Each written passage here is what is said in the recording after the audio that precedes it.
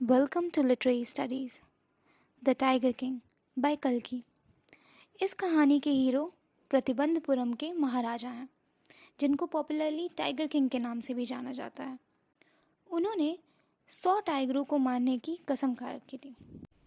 इसके पीछे भी एक कहानी है कि आखिर ऐसा क्या हुआ था कि उन्होंने ये कसम खाई। सो लेट्स सी कि आखिर ये टाइगर किंग थे कौन, इनका ये नाम कैसे पड़ा और उन्होंने ये कसम क्यों खा रखी थी। Let's find out. प्रतिबंधपुरम के महाराजा को बहुत सारे नामों से जाना जाता था, जैसे श्रीमंत जमींदार जनरल, खिलेदार मेजर, सत्याग्रह संहारी, महाराजा धीराज, विश्व भुवन सम्राट, सर जिलानी जंग जंग बहादुर, MAD, ACTC और CRCT। लेकिन फिर भी उनको सबसे पॉपुलरली टाइगर किंग के नाम से जाना जाता था।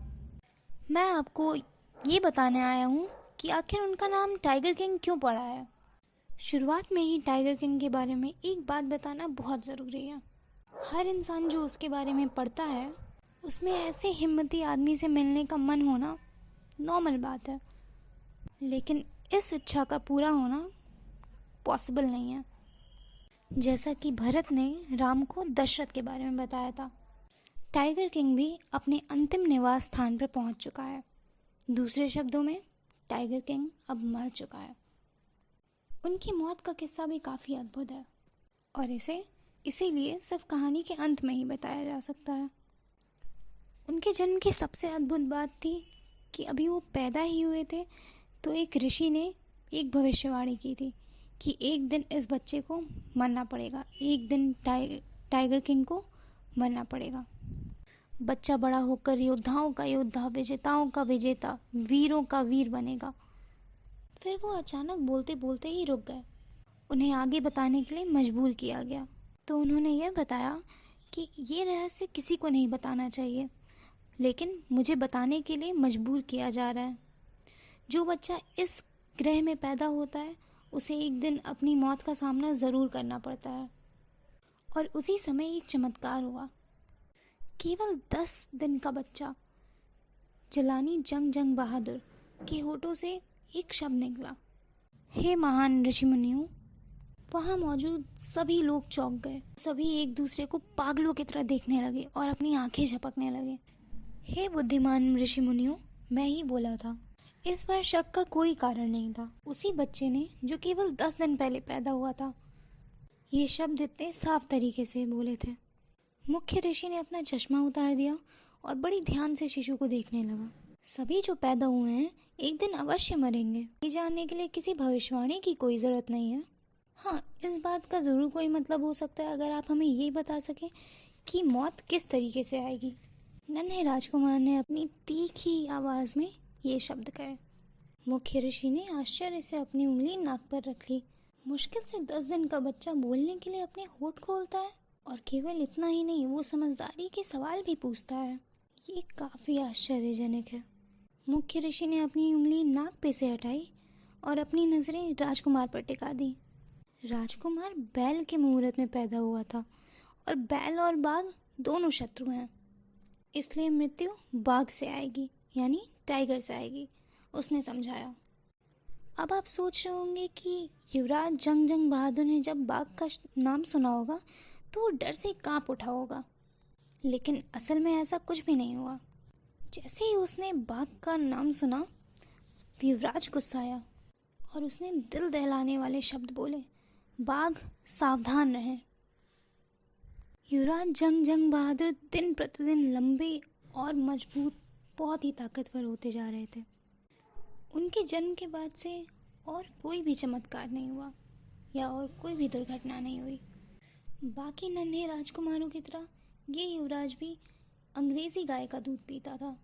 अंग्रेज़ी नैनी यानी अंग्रेज़ी आया ने उसे पाल पोस कर बड़ा किया। अंग्रेज़ी इंग्लिश टीचरों के द्वारा पढ़ाया गया और कुछ नहीं, बस इंग्लिश मूवीज़ देखा। जब युवराज 20 साल के हो गए तो उन्होंने अपना राजपाट संभाल लिया। लेकिन राज्य में ज्योतिषियों की भविष्यवाणी सबको याद थी। कई लोग इस विषय पे बात करते थे।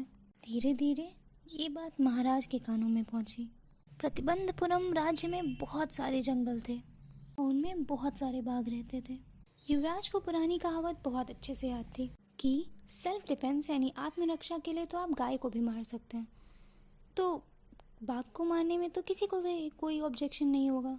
और इसीलिए महाराज बाघों के शिकार पर निकल चले। जब महाराज ने प्रथम बाघ मारा तो उनकी खुशी का कोई ठिकाना नहीं था।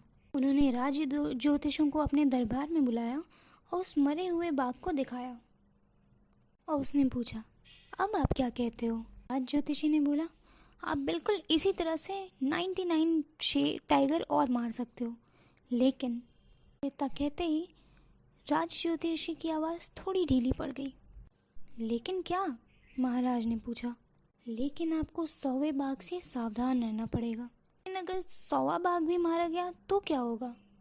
तब मैं ज्योतिषी की सारी पुस्तकें फाड़ दूंगा, सारी बुक्स फाड़ दूंगा, सब में आग लगा दूंगा और क्या, दाढ़ी मूंछ कटवा दूंगा, बाल कटवा कर छोटे करा लूंगा और इंश्योरेंस एजेंट बन जाऊंगा। ज्योतिषी ने धीमी आवाज़ में अपनी सारी बातें पूरी की और उस दिन से प्रतिबंधपुरम में रहने वाले सारे बाघों के लिए एक उत्सव का समय था, क्योंकि सरकार ने महाराज के अलावा और किसी को भी बाघों का शिकार करने के लिए रोक लगा दी थी। इस बारे में एक घोषणा भी जारी की गई कि यदि किसी ने बाघ पर अगर पत्थर भी फेंकने की कोशिश की तो उसकी सारी धन दौलत जब्त कर ली जाएगी। महाराज ने कसम खाई कि वो 100 बाघों को मारने के बाद ही बाकी कामों पर ध्यान देंगे। स्टार्टिंग में लगा कि महाराज अपनी सारी विशेष पूरी कर लेंगे, सारी इच्छाएं पूरी कर लेंगे और वो 100 बाघों को मार लेंगे, और ऐसा बिल्कुल भी नहीं था कि उन्होंने खतरों का सामना नहीं किया। ऐसा भी समय आया था जब निशाना चूक गया और बाघ उन पर झपट गया और वो खाली हाथ बाघों से लड़े, परंतु हर बार जीत राजा की ही हुई। एक और टाइम था जब राजा को अपनी राज सिंहासन खतरे में लगा। एक high ranking British officer Pratibandapuram में आए जिसे बाघों का शिकार करना बहुत पसंद था, और उससे भी ज़्यादा उसे शौक था अपने द्वारा मारे गए शिकारों के साथ फ़ोटो खिंचवाना। हमेशा की तरह वो प्रतिबंधपुरम में भी शिकार करना चाहता था, लेकिन राजा अपने फैसले पर डटे रहे। उन्होंने परमिशन देने से मना कर दिया। मैं किसी अन्य शिकार की व्यवस्था करा सकता हूँ। आप जंगली सूअर के शिकार पर भी जा सकते हैं, आप चूहे का शिकार कर सकते हैं, हम मच्छर के शिकार के लिए भी तैयार हैं, लेकिन बाघ के शिकार ही संभव नहीं है। ब्रिटिश ऑफिसर की सेक्रेटरी ने दीवान के द्वारा महाराज के पास संदेश भेजा कि दुरई को खुद बाघ मारने की कोई आवश्यकता नहीं है, महाराज खुद मार सकते हैं, बस दुरई को उसके साथ फ़ोटो क्लिक करनी है। लेकिन महाराज इसके लिए भी तैयार ना थे। वो अगर इस बात के लिए नरम पड़ जाता और अगर कोई अन्य ब्रिटिश ऑफिसर आके बाघ के शिकार के लिए खड़ा हो जाता तो वो क्या करता? क्योंकि अगर महाराज ने किसी भी ब्रिटिश ऑफिसर को उसकी इच्छा पूरी करने से रोका तो उसे अपने राजपाट से हाथ धोना पड़ सकता था। महाराज और दीवान ने इस समस्या पर सोच विमर्श किया और परिणाम स्वरूप कलकत्ता के एक प्रसिद्ध अंग्रेजी जौहरी कंपनी को तुरंत तार भेजा। अलग अलग डिज़ाइन की बहुत महंगी महंगी अंगूठियाँ खरीदवाई। लगभग 50 अंगूठियाँ आई। महाराजा ने सारी अंगूठियाँ ब्रिटिश ऑफिसर की पत्नी के पास भेजा।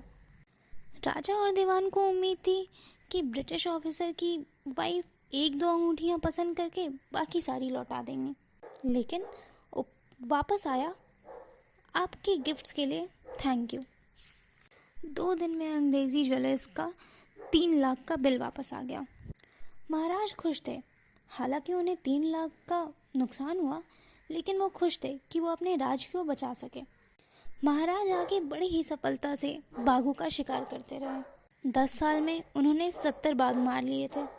फिर अचानक ही उनका लक्ष्य रुक गया, क्योंकि प्रतिबंधपुरम के जंगलों में अब बाघों की संख्या समाप्त हो रही थी। कौन ही जानता था कि बाघ अब पैदा ही नहीं हो रहे, या उन्होंने आत्महत्या कर लिया, या राज्य से ही भाग गए, या फिर उन्हें अंग्रेज़ों के हाथों से मरना होगा। एक दिन महाराज ने दीवान को बुलाया और कहा, दीवान साहब, आपको याद है ना कि मेरी बंदूक से अभी 3 बाघ और मरने हैं? महाराजा ने बंदूक हवा में हिलाते हुए कहा। बंदूक को देख दीवान कांपते हुए बोला, महाराज मैं बाघ नहीं हूँ, कौन बेवकूफ़ तुम्हें बाघ कह रहा है? नहीं, और मैं बंदूक भी नहीं हूँ। तुम ना बाघ हो और ना तुम बंदूक हो। दीवान साहब, मैंने तुम्हें यहाँ किसी और काम के लिए बुलाया है। मैंने शादी करने का फैसला लिया है। दीवान और घबरा गया और तुतलाने लगा। महाराज, मेरी तो 2 पत्नियां हैं। यदि मैं आपसे शादी कर लेता हूँ तो... बकवास बंद करो। मैं तुमसे शादी क्यों करूँगा? मुझे तो बाघ चाहिए। दीवान ने कहा, महाराज ज़रा सोचिए, आपके पूर्वजों ने तलवार से शादी की थी। आप चाहें तो बंदूक से कर लें। जी, में पहले से ही एक बाघ राजा है। अब एक बाघ रानी क्यों ही चाहिए होगी राज्य को? महाराज जोरों से हंसने लगे। मैं ना बाघ से और ना बंदूक से शादी करने का सोच रहा हूँ। मैं तो किसी लड़की से शादी करने का सोच रहा हूँ। पहले आप पता लगाइए कि कौन से राज्य में कितने बाघ हैं। फिर पता लगाइए कि जिस भी राज्य में सबसे ज़्यादा बाघ हैं, क्या उसमें कोई राजवंशी लड़की है जिसे विवाह करना हो। दीवान ने राजा के सारे आदेशों का पालन किया और ऐसे राज्यों का पता लगाया। एक उचित लड़की भी खोज ली थी। हर बार जब महाराज अपने ससुराल जाते तो 4, 5, 6 बाघों को मार ले आते और इसी प्रकार प्रतिबंधपुरम के दरवाजे पे 99 शेरों के खाल लगे हुए थे। अब महाराज को चिंता होने लगी थी क्योंकि अब सिर्फ एक बाघ और बचा था। उसे सोते जागते खाते पीते हर समय बस यही विचार आता कि सिर्फ एक बाघ मारने को और है। लेकिन अब महाराजा के ससुराल में भी बाघों की संख्या खत्म हो चुकी थी। बाघों का पता लगाना असंभव हो चुका था। अब केवल एक ही बाघ चाहिए था। अगर वो सिर्फ एक को भी और मार देता तो उसे किसी बात का डर नहीं रहता और वो बाघों का शिकार पूरी तरीके से त्याग देता। लेकिन उसे आखिरी बाघ के समय बहुत सावधान रहने की ज़रूरत थी। स्वर्गीय मुख्य ज्योतिषी ने कहा था कि आपको 99 बाघों से कोई खतरा नहीं, परंतु आपको 100वें बाघ पे बहुत सावधान रहना होगा। और ऐसा हो भी क्यों ना, आखिर बाघ बहुत ही खतरनाक जानवर होता है, उससे सावधान रहना बहुत ज़रूरी है। लेकिन आखिर वो 100वां बाघ मिलेगा कहाँ? उस समय जिंदा बाघ ढूंढना बाघ के दूध ले आने से ज़्यादा कठिन था। और इसी तरह महाराज बहुत ज़्यादा दुखी हो गए। लेकिन बहुत ही जल्द खुशी का माहौल आया, उदासी दूर हो गई। महाराज के अपने ही राज्य में पहाड़ी इलाकों में भेड़ों की संख्या बहुत तेज़ से कम हो रही थी। महाराज इस बात पर इतने ज़्यादा खुश थे कि उन्होंने उस गांव के सभी टैक्सेस को बंद कर दिया था 3 साल तक। लेकिन बाघ मिलना इतना भी आसान नहीं था। ऐसा लगता था जैसे महाराजा को चढ़ाने के लिए बाघ जानबूझकर छिपे हुए हैं। जैसे जैसे दिन बीतते जा रहा था, महाराजा का क्रोध भी और बढ़ता जा रहा था। कई अधिकारी अपनी नौकरियां गंवा चुके थे। एक रोज़ जब महाराजा का क्रोध अपने चरम सीमा पर था तो महाराज ने दीवान को बुलाया। उन्होंने तुरंत लगान 3 गुना बढ़ाने को कहा। दीवान ने समझाने की कोशिश की, लोग असंतुष्ट हो जाएंगे और हमारा राज्य भी भारतीय राष्ट्रीय कांग्रेस के शिकार में आ जाएगा। महाराज ने बोला, उस सिचुएशन में तुम अपना त्याग पत्र दे देना। दीवान को अब तक विश्वास हो गया था कि अगर जल्द ही महाराज को बाघ ना मिला तो परिणाम अच्छा नहीं होगा। दीवान की जान में जान तब आई जब उसने उस बाघ को देखा जो मद्रास के जनता पार्क से लाया था और उसे अपने घर में छुपा कर रखा हुआ था। आधी रात के समय जब नगर के लोग शांति से सो रहे थे तो दीवान और उसकी पत्नी बाघ को कार तक खींच कर लाए और उसे सीट पर ढकेल दिया। दीवान खुद कार चलाकर जंगल में ले गया जहां महाराज शिकार कर रहा था। जब वे जंगल पहुंचे तो बाघ कार के बाहर ही नहीं आ रहा था। दीवान बाघ को कार से खींचकर ज़मीन पर ढकेलने में पूरी तरह से थक गया था। अगले दिन वही बूढ़ा बाघ घूमते हुए महाराज के सामने आ गया। ऐसे आके खड़ा हो गया जैसे वो कह रहा हो कि स्वामी बताइए मेरे लिए क्या आ गया है। महाराज ने बहुत ही खुशी के साथ शिकार पर निशाना साधा। बाघ तुरंत वहीं गिर पड़ा। मैंने 100 बाघ मार दिया, मेरी प्रतिज्ञा पूरी हुई।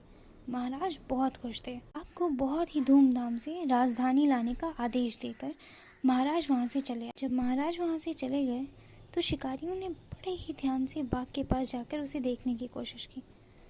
बाघ ने अचानक ही आंख खोलकर उन्हें देखने लगा। लोग समझ गए कि बाघ मरा नहीं था, वो बस गोली की आवाज़ से बेहोश हो गया था।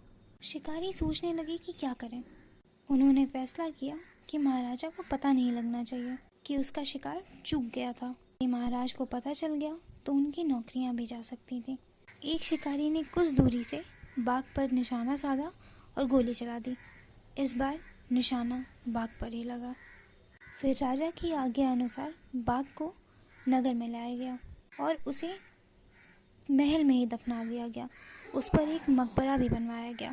कुछ दिन बाद महाराजा के बेटे का तीसरा जन्मदिन था। अभी तक महाराजा ने अपना पूरा ध्यान बाघ के शिकार पर लगाया था। उसके पास अपने युवराज के लिए कोई भी समय नहीं था। अब महाराज ने अपना ध्यान बच्चे की ओर लगाया। वो उसे जन्मदिन के लिए कोई खास तोहफा देना चाहता था। महाराजा प्रतिबंधपुरम के बाजार में गए। उन्हें कुछ खास तोहफा चाहिए था। वो उस सब दुकानों पे खोज करने लगे, परंतु कुछ भी नहीं मिला। अंत में उन्होंने एक खिलौने की दुकान पे एक लकड़ी का बाग देखा और उन्होंने फैसला किया कि ये एकदम सही उपहार है। लकड़ी के बाग का मूल्य बहुत कम था, लेकिन दुकानदार जानता था कि अगर उसने कम दाम बताया तो उसे दंड दिया जा सकता है। तो उसने कहा, महाराज, ये एक बहुत ही दुर्लभ कारीगरी का नमूना है। 300 रुपये का सस्ता सौदा है। बहुत अच्छा, तुम्हारी ओर से युवराज के लिए ये उपहार रहा। उस दिन बाप और बेटे उस छोटे से लकड़ी के शेर से खेलने लगे। वह एक अनाड़ी बनई का बनाया हुआ था। उसकी सतह खुरदरी थी। लकड़ी की छोटी छोटी टुकड़ियाँ उसके बाहर निकली हुई थी। लकड़ी का वही एक छोटा सा टुकड़ा महाराज के दाहिने हाथ में चुभ गया। महाराज ने अपने दूसरे हाथ से उस छोटे से टुकड़े को निकाल दिया और युवराज के साथ फिर से खेलने लगा। अगले दिन तक हाथों में विष पूरा फैल चुका था। 4 दिन में वह मवाद बन चुका था और भारी घाव हो चुका था। 3 प्रसिद्ध सर्जन मद्रास से लाए गए। उन्होंने आपस में बात विमर्श करने के बाद ऑपरेशन करने का निश्चय लिया। ऑपरेशन भी हो गया। तीनों सर्जन ऑपरेशन से बाहर आए और उन्होंने बोला, ऑपरेशन सफल रहा। महाराज का देहांत हो गया है, मतलब महाराज की मृत्यु हो गई है। इस प्रकार 100वें बाघ ने टाइगर किंग से बदला चुकाया। Thank you so much. If you like the video, please like, share and subscribe. See you next time.